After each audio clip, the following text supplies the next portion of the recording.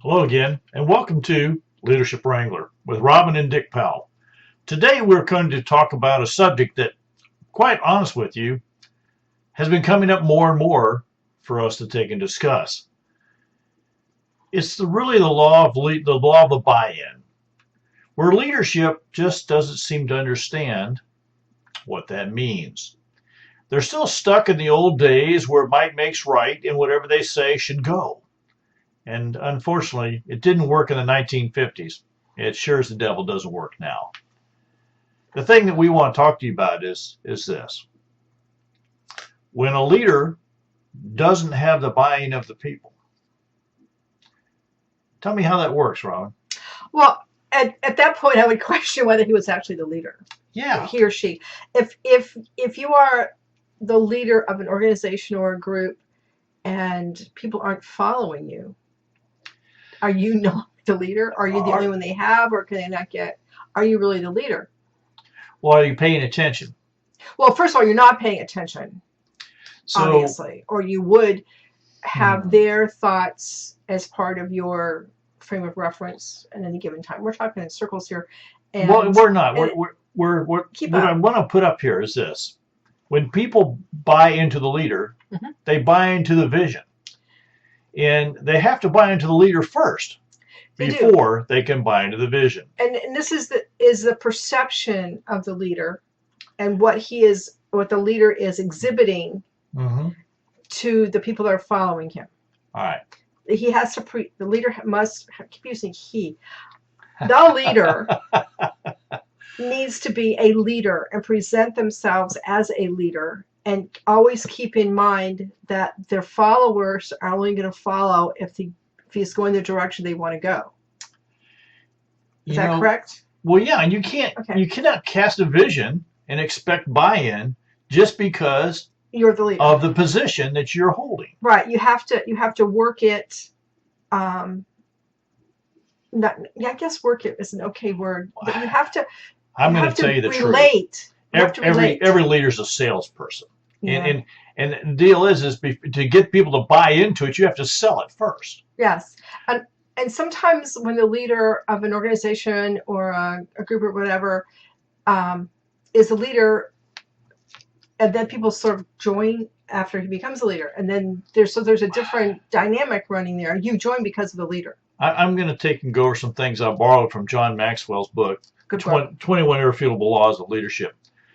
And I'm actually going to point them out. It is not or either or position of this following. Let's think. Here's what he had to say. He said the leader, if the leader, you don't buy in,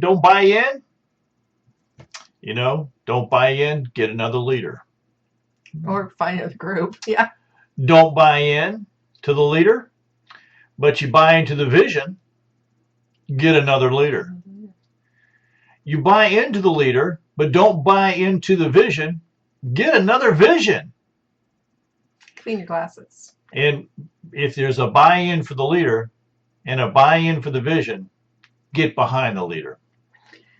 This is so important to talk about to leadership, because what we're seeing is Robin and I are starting to take and work with more religious organizations, and two of them have come up to us with this same problem here lately. Now, when followers don't like the leader or the vision, they look for another leader. Yes. That's just the fact of the matter. When followers don't like the leader, but they do like the vision, they normally look for another leader. But when followers like the leader but not the vision, then change the vision. And here's where it comes into the thought process of, are you doing it in love? Are you doing it for the organization, or are you doing it for yourself? There's the questions that need to have to ask. So personal questions need to be asked. You forgot when followers like the leader and the vision. Yeah. When followers like the leader and the vision, they get behind both. Well, can we interject here and say sometimes when the followers like the leader, but they don't really like the vision, it's because the vision hasn't been evaluated and adapted for current times and situations. But the vision can't just be all about the leader. It can't be all about the leader. It can't be all about I mean, something the, out in space that doesn't mean anything to anybody either. It the, has to have feet on the ground and be meritorious. this last opportunity that happened, let me explain a little bit. The leader actually wrote down the situation, said this is what we're going to do, took it to the other leadership within the religious organization, and I believe that they were almost afraid to say anything, so it passed. And then they took it to the group of people within the church and expected them to just sign on to it. Well, that didn't happen.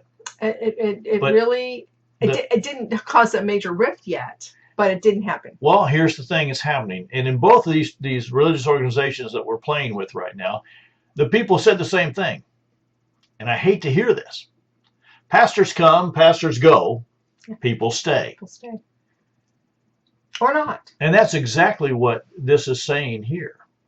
If the people don't buy into the leader, get a new leader. Some questions, though, I would put forth for the leadership to answer, I'm going to be quite honest with you, would be, does my vision resonate with the people? Now, leaders, you're not going to know if your vision resonates with the people if you don't have a relationship with them. If you haven't built some kind of bridge, you haven't talked to them, you haven't gone out there and asked their opinion. Right. It has to have meaning. And I think that's one that leaders struggle with. The next question that I'm going to say we leaders need to ask is, am I giving people time to buy in? Now, there are several different people who are sitting out there and learning styles are happening. Some people like me, I have to hear it more than once, first of all, and then I have to have time to kind of think about it and to process it. Process it before I take and put my rubber stamp on it. And think about it from different angles. And not only this, I want to go out and talk to other people. Right. And that did happen in one instance. We know it did happen. People were, not a lot, but a little chit-chat among people. And what we found out was that, because we were sitting at tables, the people that thought the way we thought kind of sat at tables together. It was pretty interesting. That was interesting that it itself sort of sorted. It self-sorted very quickly. That way. And that was very interesting. But again, you and I, when we got the first glance at it, said, where did this come from? What are they thinking? And what's the end goal? Right. What we found out was it came from one person. It had no community was not resourced to help with the situation. So everybody was like out in not only no one knew where it came from. No one knew where it came from or why. There was no end goal. And at the end of the whole presentation, in one instance, it really didn't. It turns out it really didn't matter if he bought it or not. It was his deal, and he was going to go with it. and by the way, we're doing this anyhow. Well, it's there. It means nothing. So here's it has no meaning. Let me put the next question to you, leaders. You need to answer this for yourself as well as everybody else. Is my vision truly right for others? Now, that's going to take some, again, building those relationships. This one person that Robin's talking about here said that he didn't understand this thing of building bridges and building relationships with people because he was the leader. Well, and that kind of goes against everything from our leadership experience and what we've done with leadership over the years, over our lifetime. It doesn't really mesh. It doesn't fit at all. It doesn't fit because we know it doesn't work. And we know that. I have another word for people like that it's not a nasty word. I just want, maybe I shouldn't say it. So, but I don't consider that to be a leader. All right. I think leaders have to have followers. I think that you're seeing, ladies and gentlemen, what the problem or what the situation is. Let's look at some ways that we can change that. Okay, can I interject in here? Sure. Okay, so I have assumed leadership of a group within a group. And the group has a vision, but it has really no meaning as far as my individual section of that group is. So we have come up with the leadership team has come up with a new vision, hmm a new mission, a new strategy, which doesn't go against the organization's one, but it has meaning to us. And we did it a whole different way. But you went to the whole We team, went to the team. and the team worked this out. The team worked it out, and we had it written on our So, whiteboard back here for 6 weeks. So we had something to start with because I don't even know really where to start. And in this whole process, I found notes that I'm not sure if they were 8 years old or 18 years old because they have no data on it. They're 8 or 18 years old from holding a similar position that said, I want 100% participation. And that's a huge out there goal. I think we tied that back when it said people are interested. If you're really not interested, then we don't really want to worry about you. You're not worth. I'm not going to go run after people who have no interest. That's well, I think silly. that That's one insane. of the big things that we need to talk about here is what do we do about this? If Right. you're a leader, and hopefully you're a leader who is listening, and you're saying, And assimilating. I'm struggling with the same thing. Yeah, Or you will. I didn't realize I was doing that. Okay. That's really where Rob and I are coming from. We're not trying to smash anybody on the head. We're trying to say, Wake up. there's a way to do this. And the Mhm. first thing I'm going to encourage you to do is try to earn credibility with the people that you're leading. Well, and that's huge. And I'm going to give them some ways that they can do that. They can do that, but honestly, some people don't realize some of the classes and courses and Mhm. events I've been involved in that really take a different view of leadership than what most people take over time. So over time, and I can say that my time in this instance goes back at least 50 years. I might have learned something. I might not know everything. I know a lot. I don't know everything, but I've learned things, and hopefully all the things I'm learning kind of meshing together. The first thing is you got to love them. I mean, no matter what they are, you got to love them. This is relationship. Right. If there's no relationship between the leader and the people, Mhm. you're not really a leader. Right. Okay. So if you feel that building relationships or building bridges between people is not necessary, please listen to us and understand that there's no credibility for you. Right. So I'm going to give you some ways It's not in Dick and Robin's world. I'm going to give you some ways to build credibility, and I'm going to hope and pray that you take them to heart. The first one is really develop strong relationships.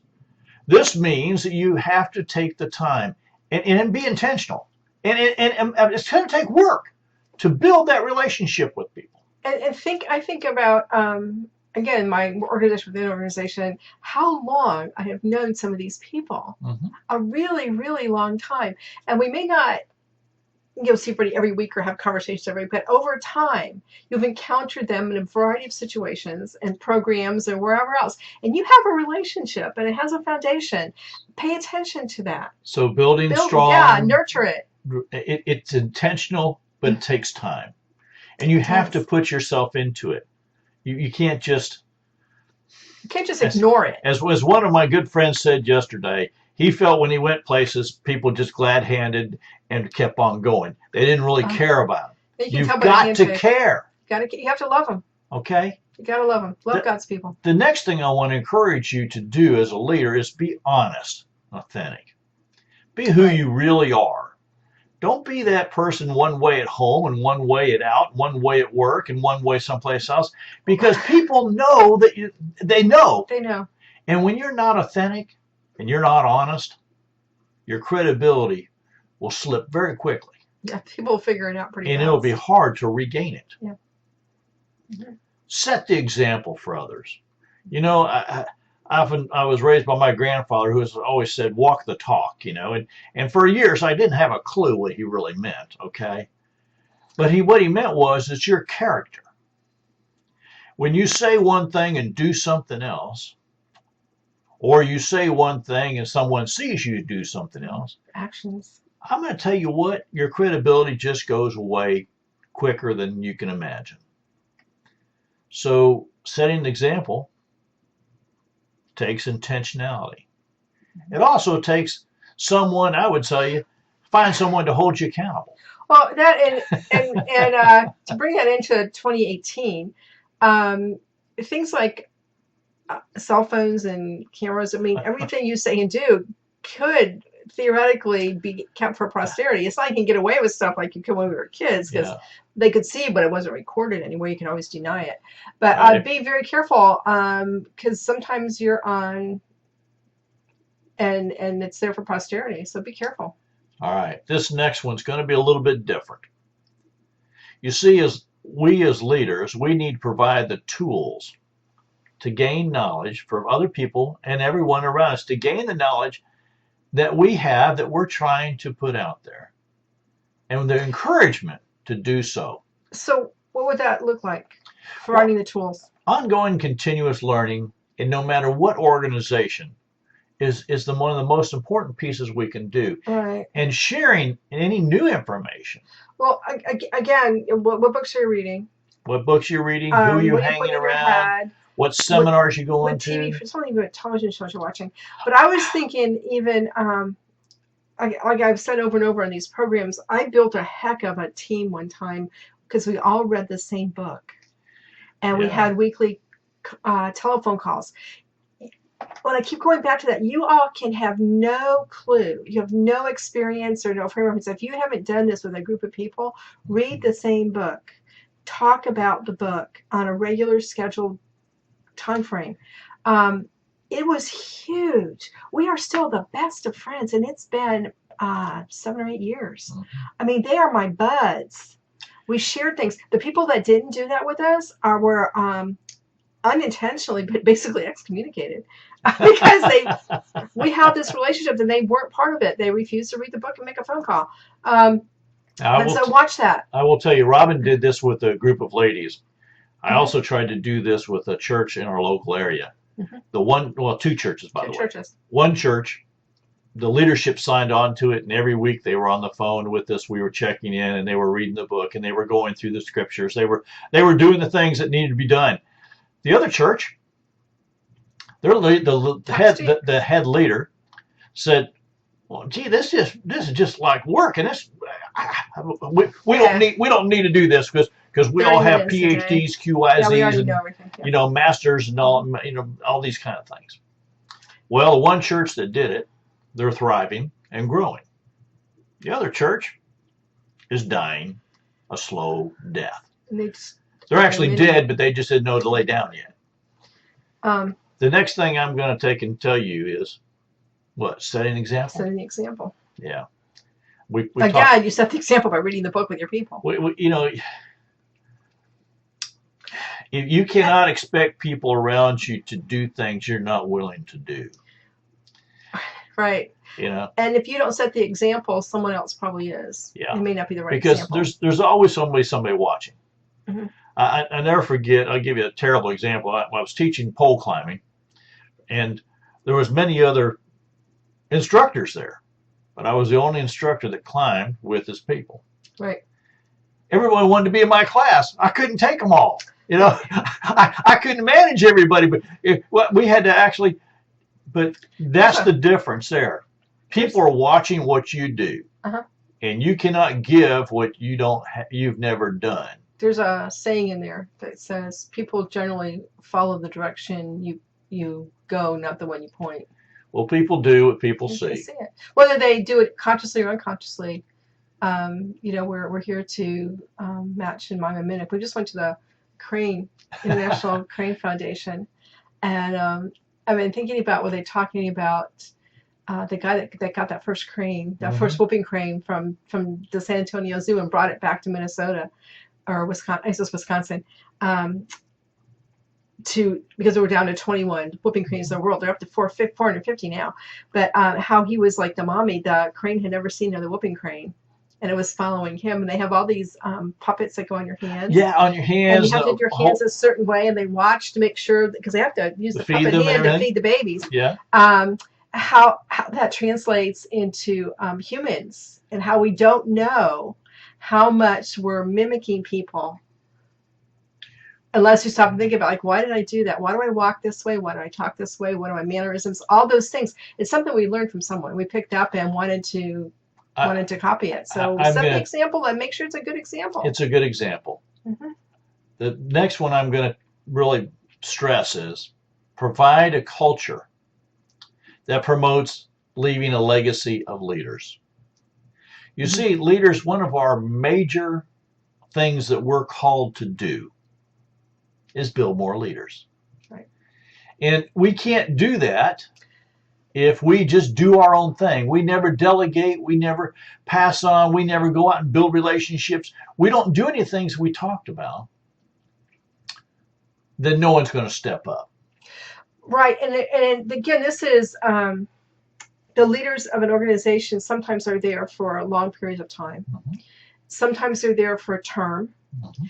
And I think it's important to know that if you are there for a term, you do the best job you can for your term, but make sure that you have someone that can step in and replace you. They don't do things exactly the way you do, Right. but Right. they've got to do that. Choose their own styles and their own things and do their own projects or whatever. But you're not there forever. It's not a lifetime commitment. I don't think we're ever called to be anywhere And forever. wouldn't that be boring to not grow out of that position?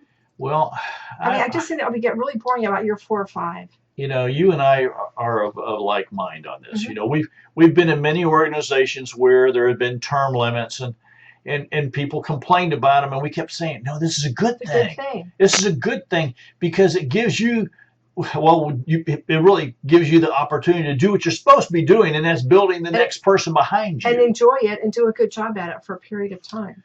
It doesn't say you won't go back and do it again, Right. or any of those things. But for now, the thing is developing strong relationships, living honest and authentic lives, setting the example, providing the tools, knowledge, and encouragement for others to come alongside and follow. and the other part of that is we talked about the short-term leaders in an Mhm. organization, and sometimes there's a long-term leader, but that long-term leader can only grow and be fruitful and everything else if they have a constant incurrence of new other leaders. Well, because you have to grow. You have to grow. Ongoing continuous learning, no matter what the organization, no matter what the place, is the thing that makes things grow. When you have stagnation happening, I'm sure all of you out there have seen a pond that didn't have any overflow, We and have a lot of that in it evergreen. just sat there, Yeah. and it turned green, and that thick scum came on the top of it, and everything below that line died. That's exactly what happens when long-term leaders don't encourage and grow new leaders. Ensuring others achieve their goals. Yes. So maybe one of their goals is to replace himself after 2 or 3 years. I think one of the things is, as a leader, we need to always build that relationship and know what's important to the other people. Mhm. And when we know what's important to them, we know what their goals and what their drive is, and why they're part of this organization. Right. Now, if they're there to, I have to tell you, I'm part of an organization now where there's some people on the board because they needed to be able to put that they were on a board of To be put on the resume. For something else, right? Yeah. And I said, well, we don't need them because also they don't do anything because they're only here to put their name on a resume. Right.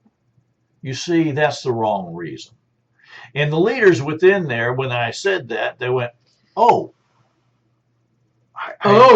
that's exactly what that was the. Those are aha moments. That was they?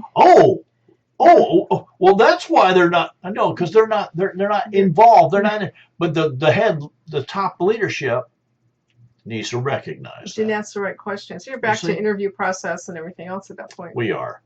But this whole thing of the law of the buy-in, people buy into the leader long before they buy into the vision. Mm-hmm. And that's the thing. If the leader's not listening or not watching, not aware, I'm going to tell you what, if you're a leader and you're standing in front of a group of people and giving a speech or you're speaking to them, you need to watch their body language. Oh, yeah. You need to not only watch their body language, but watch how they turn to each other and make those little eye to one another. Oh, please. You need to take a look out in the parking lot and see how many parking lot meetings are happening after the meeting. Did we were in at one point, I don't know if it was church or scouts, where they basically said no parking lot meetings. No parking lot Either meetings. Say it in the meeting or don't say it, but don't say it in the parking lot. But as a leader, I'm going to tell you Those are what. important to me. I like those. If you're looking out in the parking lot and there's a bunch of people having parking lot meetings, you need to take and think about, You need to boy, find out. You need to do some research. what's going on here, because the relationship, they're afraid to talk in front of here. Mm-hmm. And this is what's happening in these two religious organizations we're talking about, we're dealing with, that this law of the buy-in has become such a strong piece. The people there Well, it's a missing piece. have just really resigned themselves to, this is the way it's going to be. They'll be here for a little while. They'll be gone. We'll get someone else. Hopefully. And hope by God they're better than what we've got, and hope by God they're not worse. Well, did you notice sometimes in organizations that the things that were missing from one leader are present in the next leader, but other things are missing? It's like no one's 100% into what you necessarily need. But that, again, that's part of the interview. I don't think any leader's 100%. Well, you want to be 80 or 90. We're like human. I mean, we're all going to make mistakes because that's the way we learn. Mm-hmm. The difference is great leaders learn from those opportunities. They listen. They look out in the parking lot. They if no one has any new ideas at a meeting, if no one speaks back to says, hey, I'm not so sure we need to do that, or have you ever thought of doing something different, or if they're not doing any of those things. We read some meetings, minutes from a meeting here from a church. Yeah. There were no motions. No motions. There was no action items. And no new business. And no new business. Why do we have a meeting? Now, leaders, I'm going to tell you what. If you've had a board meeting and there's no action items and there's no new business, there's something wrong. That means people are afraid to speak up. Mm-hmm. And they're afraid to do anything. Or they've been shut down on their ideas for new things so much that they're just not talking anymore. They've been papped on the head too many times, and they're just done. We've all had those experiences.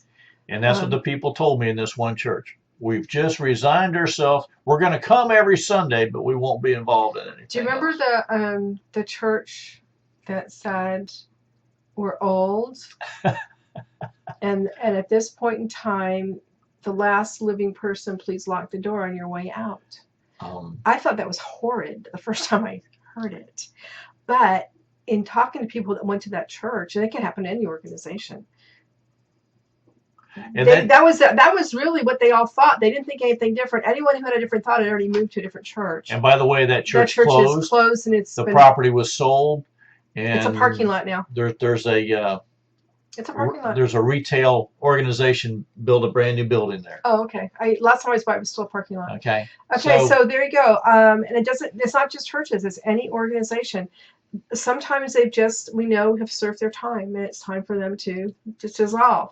Other times you weren't paying attention. Maybe you picked some bad leaders. Maybe you didn't change leadership. Maybe you weren't listening to people or paying attention to the life and times of the now. But it happens. If you're having these problems, or if you're having these opportunities in your church or organization, whatever it is, please give Robin and I a call. We'll be glad to work with you, because I believe there's some situations. Robin mentioned something about the hiring situation and going through that process. We can help you with that. Well, that's not just hiring your head guy, if that's the case. It's all the places. It's finding all of your leadership. You've got to have a process. If you're just putting people in so as their name and they can breathe and fog and mirror, that's the wrong reason. But we can help you with that. Here at Earth, Wind, Fire, Water Training Development, I'm going to tell you what. This is what we do. This is how we handle it. Rob and I have been in the business of leadership our whole lives. We believe that we can help you help yourselves move on and make it a winner. Robin, you got anything else you want to say before we close up? No, I think I'm about to no words of wisdom. Again, except I do. Constant and ongoing learning and studying and reading, and sometimes doing that with a group. It's very, very beneficial. Building relationships are the most important things you can do as a leader. Mm-hmm. If you do have that middle of the night wake up vision, you know what? Share it with people. Bounce it off people. Find out how it goes before you just make a flat statement that this is what you're going to do and expect people to accept it. Well, I see our time is really running short. So on behalf of myself, Dick Powell, and Robin Powell, here at the Leadership Corner, we want to say thank you for tuning in today. Until next time, ride hard, ride fast.